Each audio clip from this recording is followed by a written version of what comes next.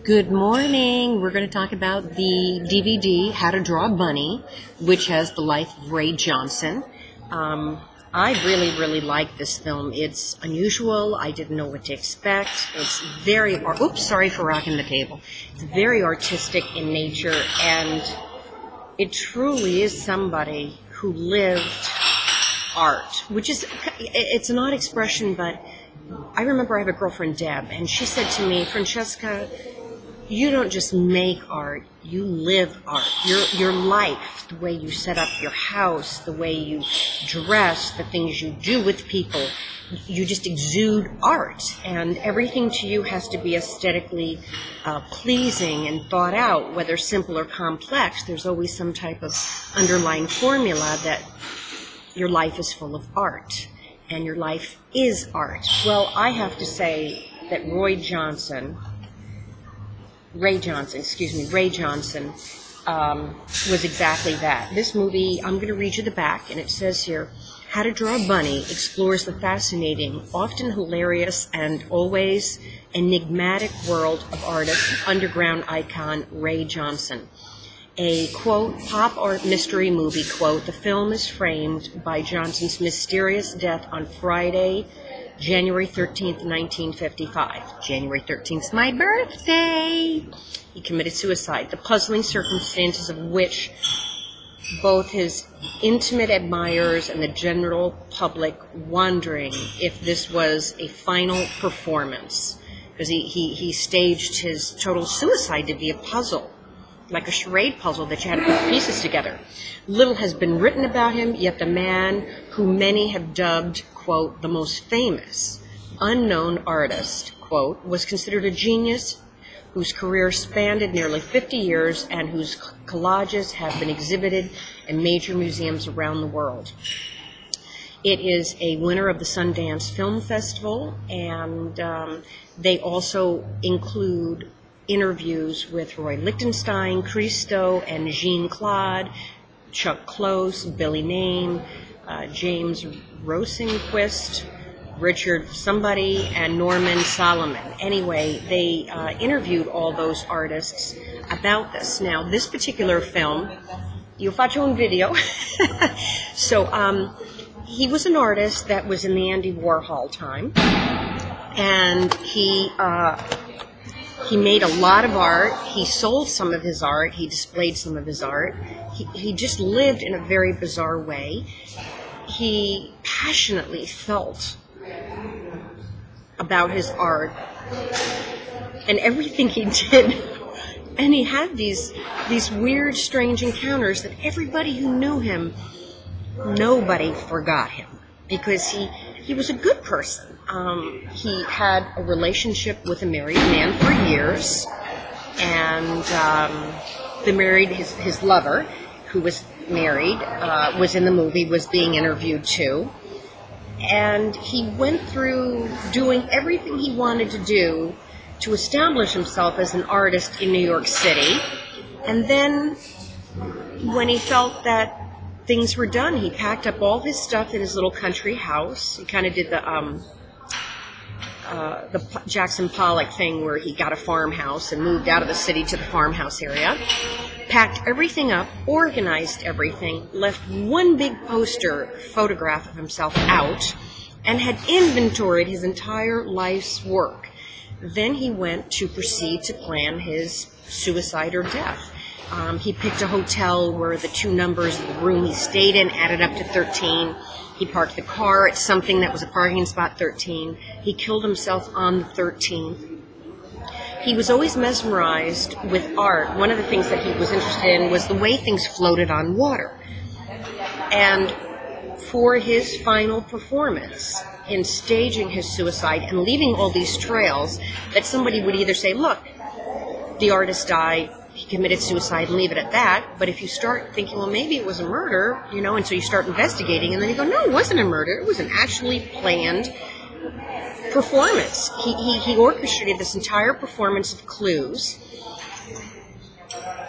that what triggered the performance was the suicide, and then you had to go backwards to see everything he did.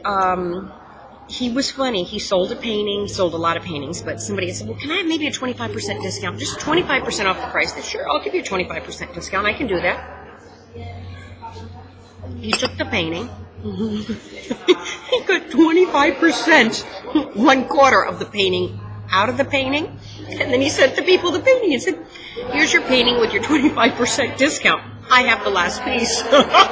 If you want the last piece to go back into the collage, pay me the other 25% and you'll get this piece. He would choose people to do, I forget, I'm not having a good word day, but we know that's my illness. He would choose people to draw, to sketch, and then he'd make all these series of these people, their portraits, there we go, but he would do them very unique. He would do it because people would say, well, do you want a portrait? He'd say, well, sure, how flattering, I'd love to have you do a portrait of me. So then he'd go into a portrait, make these elaborate series, and then he'd come back and he would show them all these elaborate, collaged, really beautiful works of art, working off a person's portrait, and then he would try to sell the pieces back to the person. And oddly enough, in this particular instance, the man was very interested in buying the pieces, and he liked the idea of saying that, the pieces are $50,000, but we're going to discount them today for you for $30,000, which is still like astronomical. And he would go back and forth in the haggling price, and you wonder whether he was taking it serious with what he wrote, and you'd have to watch the movie to understand this, or whether he thought the whole thing was humorous, and the whole thing, it's like his life was just played out in a game. When he ran in the circles of all the famous artists, and was well known, let's see, maybe I can show you a couple of pieces here. He liked drawing bunnies, and one of the things he did, here, look at this little bunny up here. He used the same exact bunny, but then he'd put a different person's name in the center of the bunny. And he had all these portraits, and it was the same exact bunny, but he put 20 different names. And each one was a portrait of that person, but they were all the same bunny. So he had, how to draw a bunny. And then he liked doing promotion. He kind of had that, let's see if we can get it here, the Andy Warhol thing. And the images here was Lucky Strikes. Where Andy Warhol had taken soup cans, he had chosen other objects, and it says here, look at the life and the work of the original art world prankster. It says Time Out magazine says a Soho Citizen Kane movie. New York Post says enticing and funny. I think for anybody who's into art, it's black and white documentary, it's 90 minutes, but it's an interesting documentary. I think it's a great film, and it is really just an amazing story of an artist that his entire life made an art statement, and when he did end up dying, he had all of his life's work planned out, organized, that somebody came into his house. It was already packed. I mean, if somebody's going to commit suicide, you don't pack your house. You leave all your shit out, because you're just so distraught. But he had kind of hit the pinnacle, and maybe he was thinking, well, when is the next time I'm going to have a Friday 13th in January when the waters are cold, so that when I jump into the water I die, and then my body's floating in some kind of suit he had on to make that last statement. Maybe he was thinking, well, I don't want to wait another 7 years. I don't know how many years. I think it would take about 7, right? For January 13th or December 13th to land on a Friday. If you miss this one, I think you have to wait another 7 years or 6 years, 7 years before it gets there again. He figured he was at the pinnacle of his life, didn't want to wait. So he boxed up, organized everything, so nobody would even have the burden of coming in and having to pack up all his crap. His house was all packed. And they had it all logged so that somebody could take it. Boom! There's a traveling exhibition! So anyway, it's a well worthwhile movie if you like this artsy stuff. And in some ways, to me, it says a lot about life, and I can totally identify with this guy, especially having been through the nervous breakdown after the open heart surgery, the strokes, and then the neurological brain virus, and being misdiagnosed and walking on the side that is not reality.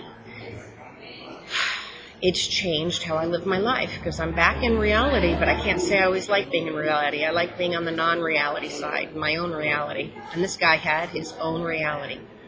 So 2, 3 thumbs up, whatever my system is. I liked it. Thought it was a great film. Okay, ciao.